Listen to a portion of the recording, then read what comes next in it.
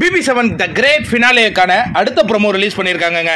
5வது ப்ரோமோ. இந்த ப்ரோமோவில் பல வகையான நடனங்களை நம்மளால் பார்க்க முடிகிறது, பாடல்களையும் பார்க்க முடிகிறது.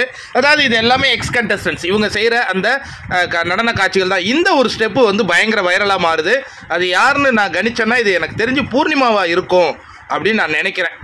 நான் அவங்கக்கிட்ட அந்த நடன ஸ்கில்லை அவங்க வெளிக்காட்டுறாங்க. அதுக்கப்புறம் கானாபாலா அவருடைய பாடலை பாடுகிறார். இவர் வந்து பயங்கரமாக ஒரு நடனம் ஆடிட்டு இருக்காரு. யார்? சரவண விக்ரம் ஒரு டான்ஸ் ஆடுறாரு.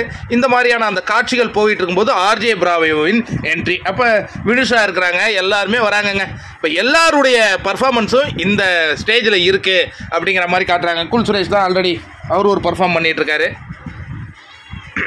இப்போ சோஷியல் மீடியாவில் இன்னும் இந்த அர்ஜனா தான் வெற்றி பெற்றுட்டாங்கன்னு தெரிஞ்ச உடனே கூட இன்னும் ட்விஸ்ட் இருக்குன்னு சில பேர் அவங்களுடைய மன ஆதங்கத்தை வெளிப்படுத்தி கொண்டிருக்கும் அந்த காட்சிகளையும் பார்க்கிறோம். தவறு கிடையாது. இப்போ எனக்கு ஒரு கண்டஸ்டன்ஸ் பிடிச்சிருக்கு, ஆனால் வேற ஒருத்தவங்க ஜெயிச்சிட்டாங்க அப்படிங்கிற தகவல் எனக்கு வரும்போது என்ன ஆகும்? ட்விஸ்ட் இருக்குது, காத்திருப்போம்னு சொல்லிட்டு இருக்கிறது.